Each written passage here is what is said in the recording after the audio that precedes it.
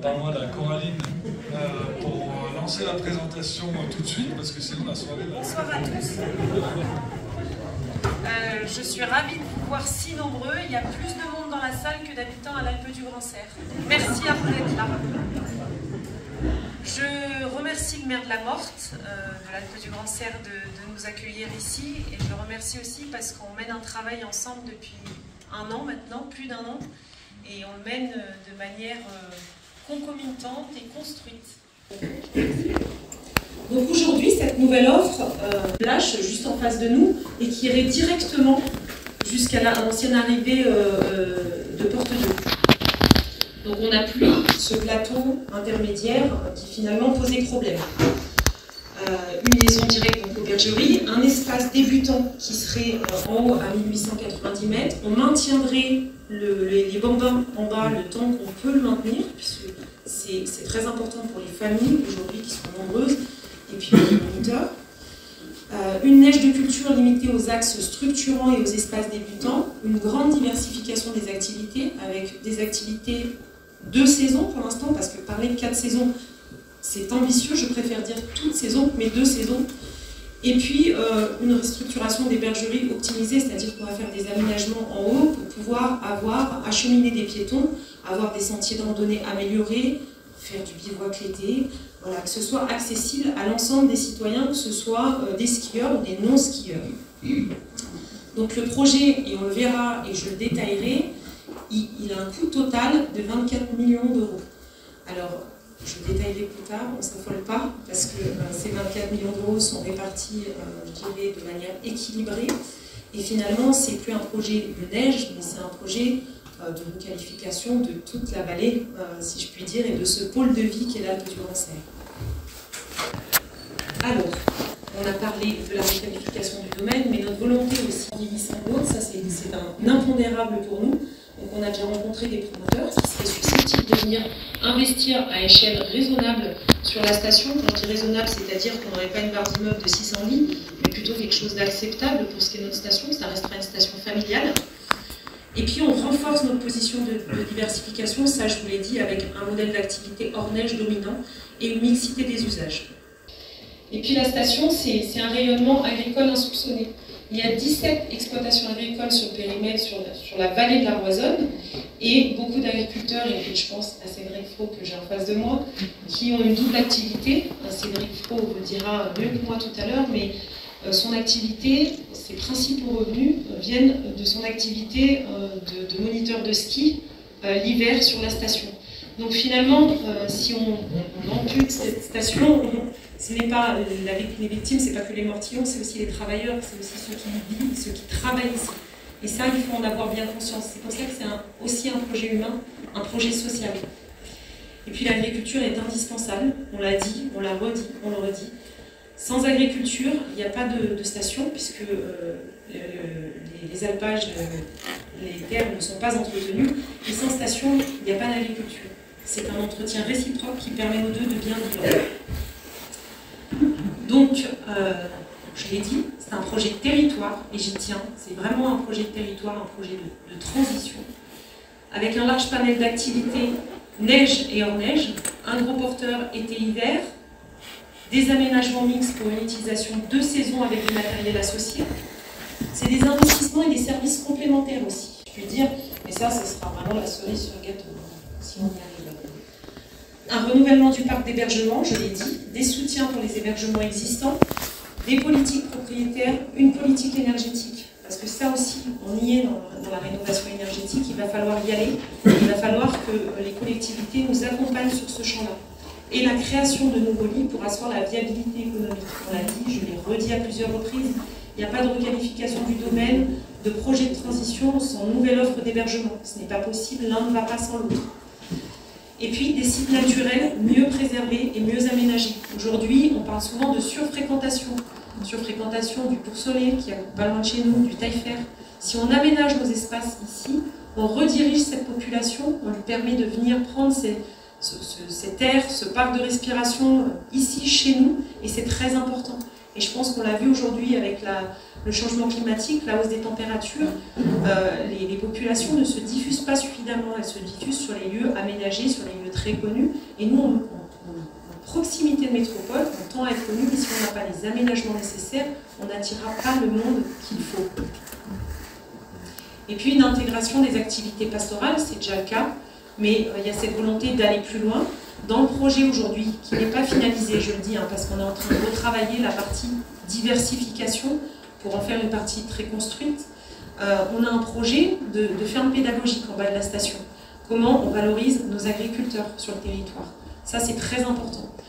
Fabien, si à un moment tu veux en dire un mot, je sais que toi tu travailles beaucoup sur ces questions-là, n'hésite pas à intervenir. Parce que quand bien même dans 20 ans on n'a plus de neige, on ne démontera pas notre télécabine. Il permettra de monter les VTT. En haut, on a des très belles pistes de VTT, on a un bike park qui a été très fréquenté cet été. Et surtout, on montera des piétons, on fera des sentiers de randonnée. Aujourd'hui, les gens ils vont bivouaquer à la Bastille. Pensez-vous bien qu'aller à la Bastille ou à l'Alpe du Grand Cerf, moi mon choix est fait, je vais à l'Alpe du Grand Cerf. Donc ça permettra aussi d'attirer du monde sur nos sommets et de les exploiter de manière saine. Et pour tout ça, donc, la répartition des fonds, il nous faut bien sûr un soutien financier qui est indispensable. Je tiens à le redire, nous avons pris la compétence de gestion du domaine parce qu'on nous a un peu mis le couteau sous la gorge à l'époque. C'est-à-dire qu'on finançait l'ancien syndicat chaque année depuis 2017 à hauteur conséquente. C'est soit vous arrêtez de financer à hauteur de 6 millions d'euros des investissements. La communauté de communes, et c'est une invariable, mettrait sur la table 4 millions d'euros. Nous ne pouvons pas aller au-delà de 4 millions d'euros. Je l'ai dit depuis le début, ma position est ferme là-dessus. Mon vice-président en finance aussi est ferme, donc je n'en dévierai pas. Et donc ce qui suppose des subventions à hauteur de 16 millions d'euros de nos 3 principaux partenaires financiers que sont le département, la région et l'État. Et c'est marqué le point de blocage, bien sûr que c'est là où tout se complique. Je dirais qu'on est arrivé à une convergence communauté de communes, élus, Mortillon et Sata Group sur la genèse du projet, sur quel projet, sur ce qu'on veut pour la station, sur ce qu'on veut pour l'Alpe du Grand Cerf, sur ce qu'on veut pour cette partie du territoire. Mais aujourd'hui, le point de blocage, c'est les financeurs. Les financeurs, mais pas tous, puisque le département et la région ont des lignes budgétaires pour nous accompagner, l'État aussi, mais le point de blocage, c'est qu'aucun d'entre eux ne finance les remontées mécaniques. Donc, le gros porteur qui est le plus onéreux. C'est des choses qui ne sont pas immuables, je pense, bien au contraire. Et nous avons eu une réunion avec les financeurs, nous étions les vice-présidents, moi-même et Raymond, et puis Alain Collot qui est dans la salle au titre de la commission d'avenir pour la station, que j'ai associé depuis le départ à l'ensemble de nos discussions. Nous étions devant les financeurs au complet le 8 juin dernier, c'est ça, je crois, et ça a été difficile. Difficile puisque je pense qu'ils voulaient que l'Alpe du Grand Cerf soit le modèle de transition, le modèle de fin de ski finalement. Et ça, nous, on s'y refuse. On veut une station qui soit une station de transition, mais on ne peut pas dire du jour au lendemain mettre un coup d'arrêt à ce qui est le poumon économique de cette station. C'est impossible. Donc ça a été une réunion difficile. Alors on n'a pas eu des portes fermées, mais on nous a dit retravailler le modèle. C'est ce qu'on est en train de faire, on le retravaille. D'ailleurs, nous avons eu de la chance, parce qu'aujourd'hui on a pris la compétence, nous n'avions pas de personnel dédié à la communauté de communes. Donc je dirais que nous, les élus, on a mis les mains dans le cambouis, on n'a pas une armée derrière nous, même si on a des personnels très compétents. La communauté de communes, c'est 43 communes, c'est nombreuses politiques publiques, donc il n'y a pas que l'Alpe du Grand Cerf. Et on a eu de la chance d'être lauréat du plan Avenir Montagne et d'avoir un poste financé par l'État qui travaille sur la question de l'Alpe du Grand Cerf pendant, et pas que, et du tourisme et de la diversification, pendant 2 ans au sein de la communauté de communes qui est dans la salle ce soir et qui, depuis qu'il est arrivé au mois de juin, fait un énorme boulot sur ce projet et sur ce nouveau projet et je tiens à le remercier. Parce que nous, on est là devant vous, on travaille bien sûr, mais les techniciens travaillent encore beaucoup plus. Donc voilà, merci à eux et à ma directrice générale qui est aussi dans la salle et qui doit se cacher.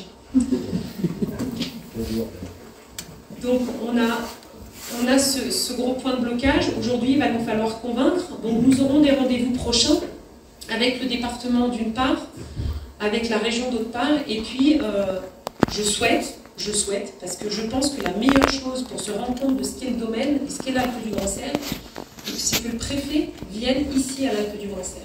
Parce que souvent, l'Alpe du Grand Cerf, vu de Grenoble, c'est, allez, 2 pistes, et puis bon, c'est une petite station, quoi. Donc bon, on va pas consentir à des efforts pour une petite station. Sauf que l'Alpe du Grand Cerf, c'est 55 km de piste, c'est 2 via ferrata, c'est un bike park, c'est un plan d'eau, voilà, c'est un pôle de vie, je l'ai dit. Et pour le voir, pour le savoir, il faut le voir. Donc, on fait le forcing, et je souhaite que le préfet monte nous voir. Je crois que Cédric a déjà fait le boulot. En même temps, il passera faire un petit tour par ton exploitation. Voilà. Tu lui parleras de la double activité. Mais voilà, je tiens vraiment à ce qu'ils viennent sur site. Le département est déjà venu, hein, parce que la vice-présidente en charge de la montagne est venue nous rencontrer au tout début de sa prise de fonction, donc elle a bien conscience de ce qu'est notre projet. Elle nous soutient même, il faut le dire, le département nous soutient aujourd'hui. Et la région aussi, mais les lignes sont plafonnées, donc c'est un peu plus compliqué.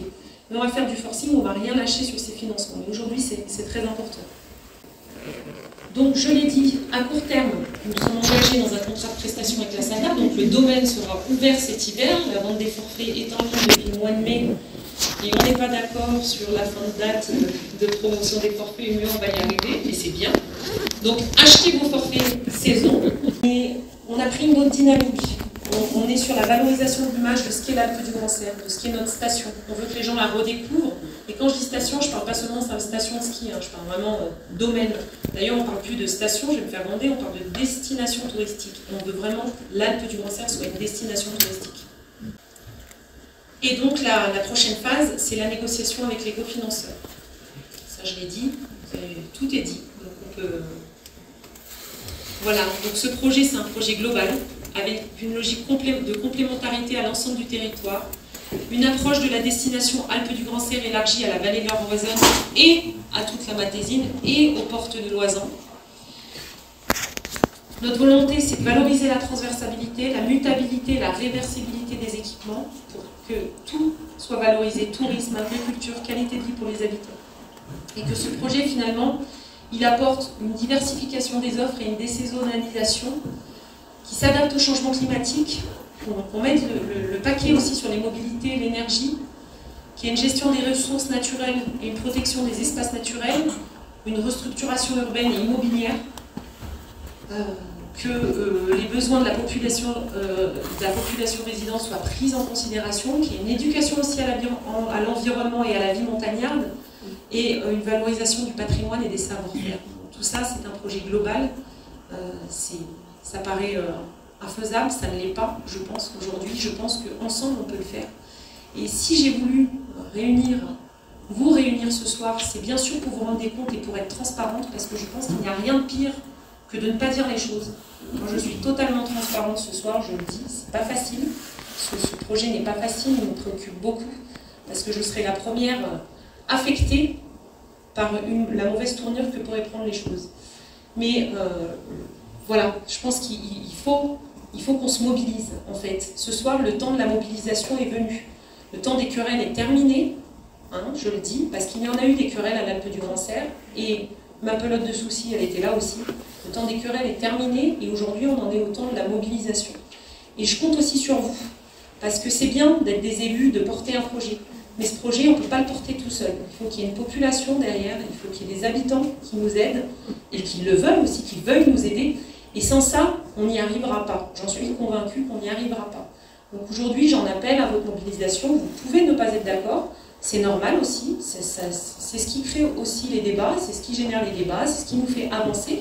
Et d'ailleurs, on a encore à avancer, on a encore à peaufiner ce projet, on a encore à échanger. Je pense à Nicolas, donc, qui travaille avec nous sur le projet, qui va rencontrer les membres de la commission, qui ont fait des travaux formidables sur la diversification qu'on va prendre en compte. Donc ce projet, il est encore, je dirais, jusqu'au dernier moment, jusqu'au lancement des maîtrises d'ouvrage, si on y arrive. Ce projet, il est encore amendable. Il est amendable dans le bon sens. Donc je pense qu'on a besoin de toutes les bonnes volontés pour travailler ensemble pour y arriver. C'est indispensable. Et puis derrière, je le dis parce que c'est pas la moindre des choses, c'est que si on a les financements, c'est pas la dernière étape. Et c'est pas la moindre des étapes. C'est-à-dire que derrière, il va falloir qu'on présente le projet en conseil communautaire. Le conseil communautaire, c'est 62 élus. C'est pas moi toute seule et Raymond Vasselot, hein, ce serait pas bien d'ailleurs, parce que ce ne serait pas représentatif du territoire, mais ce sont 62 élus. Et c'est 62 élus, enfin, la majorité d'entre eux qu'il va falloir convaincre. Je pense qu'il faudra être nombreux aussi à ce moment-là. Il faudra être très nombreux. Voilà. Je vais faire mon mieux, je vais essayer de les convaincre. Moi, ma responsabilité, c'est de ne pas mettre en difficulté la collectivité. Aujourd'hui, avec mon vice-président en finance, Dominique Le Trahaut, on a tout étudié pour que justement, suivant les investissements et la capacité d'investissement de la collectivité, on ne mette pas la collectivité en difficulté. Et je pense qu'on est bon, Dominique, là-dessus. Il y a peu de doute qu'on la mette en difficulté si on part sur ce scénario-là, avec toutes les planètes qui s'alignent, évidemment. Donc ça, c'est ma responsabilité. Ma seconde responsabilité, c'est de faire en sorte qu'on y arrive. Et je serais vraiment déçue qu'on n'y arrive pas, mais ça ne veut pas dire qu'on abandonnera l'Alpe du Grand Cerf, parce qu'on sera sur de la diversification. Alors je l'ai dit ce matin dans la presse, c'est un peu brutal, certains m'ont dit, oui, cette année on exploite, mais l'année prochaine, si on n'arrive pas à signer cette délégation de service public, et nous sommes pris par le temps, parce qu'aujourd'hui, la SATA a d'autres engagements aussi, et c'est normal, il y a un moment où la discussion, il faut qu'elle cesse, il faut qu'on aboutisse. Aujourd'hui, nous sommes pris par le temps, c'est-à-dire qu'on compte signer début 2023. Si nous n'avons pas signé, je peux le dire presque à 99%, nous ne rouvrirons pas le domaine l'année prochaine, l'hiver prochain. Et ça, pour moi, c'est un drame. Donc, il faut en être conscient. On en est à ce point-là. On en est à ce point-là. Oui, on a fait une belle saison l'année dernière. Ça nous permet d'être à l'équilibre, mais on ne génère pas de bénéfices. Donc, on est toujours, nous, communauté commune, obligés d'abonder pour maintenir à l'équilibre l'Alpe du Grand Cerf. Et ça, c'est plus acceptable au bout d'un moment. De la même manière que SATA, si on ne conclut pas, ne viendra pas une énième année en contrat de prestation. Je veux dire, il n'y avait pas d'intérêt. Et puis, malgré tout, c'est de l'argent public qu'on engage. Donc, à quoi bon engager de l'argent public si on ne peut pas investir derrière? Donc, je le dis, il faut qu'on y arrive, parce que sinon, l'année prochaine, nous n'exploitons plus le domaine. Nous aurons toujours la compétence, mais nous ferons autre chose. Voilà. Ce serait un terrible regret pour moi, mais j'ai encore de l'espoir. Et heureusement, d'ailleurs, et on va y arriver, je le souhaite.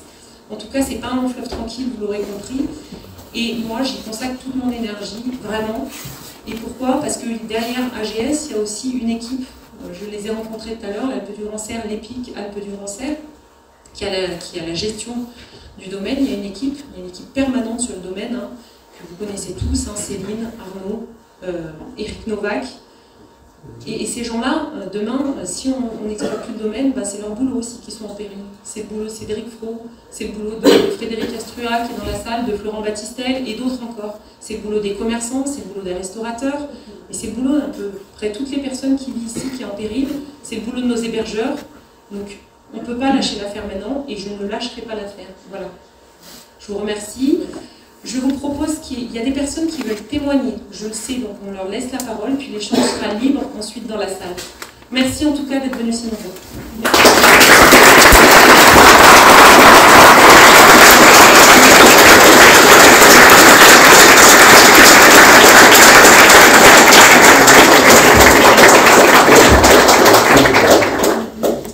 C'est moi qui fais. On a créé, on est en cours de création, puisque les papiers sont déposés, mais on attend un retour de la préfecture. Donc une association, Alpe du Grand Cerf demain. Voilà. Alors, je suis président de cette association. J'ai pris la présidence, même si j'ai pas forcément beaucoup de temps, je vais le prendre, parce que c'est vraiment quelque chose qui me tient à cœur. Je suis président des jeunes agriculteurs de la Matésine, je suis co-président des jeunes agriculteurs de l'Isère. Voilà. Donc j'ai l'habitude aussi des contacts avec la presse, j'ai l'habitude du contact avec monsieur le préfet, comme Coraline l'a dit. Je me suis entretenu avec lui à l'occasion de la foire de Beaucroissant en tant que président des JA. Voilà, donc pas forcément. J'ai peut-être dévié un peu de mon côté président de département. Je suis allé sur l'Alpe du Grand Cerf. Bon, j'en ai mis une bonne couche. Voilà, ça m'a fait plaisir. Donc je l'ai invité à venir visiter la station, je l'ai invité à venir visiter mon exploitation aussi. Donc on verra s'il répondra à l'appel. Alors je reviens juste sur l'association, donc Alpes du Grand Cerf demain, c'est quoi? C'est une association qui a pour but de promouvoir et soutenir le projet de transition de la station d'Alpes du Grand Cerf, mais aussi de tout son territoire. Parce que l'Alpes du Grand Cerf, comme Coraline l'a dit, c'est pas juste la station, c'est tout un territoire. Et nous, on veut ça. Alors l'idée, c'est d'avoir le plus de membres possible. Donc on va créer une page Facebook dès demain, où vous pourrez aller sur un bulletin d'adhésion. L'adhésion sera gratuite. Nous avons fait ça pour avoir le plus de monde possible. Que demain ou dans un mois ou quoi que ce soit, on puisse aller voir monsieur le préfet en disant voilà, il y a 1000 personnes, il y a 2000 personnes, il y a 10 000 personnes qui soutiennent Alpes du Grand Cerf.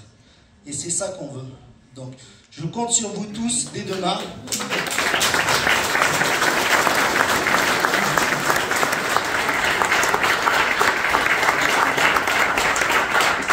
Je compte sur vous tous dès demain. Allez sur Facebook, Alpes du Grand Cerf demain.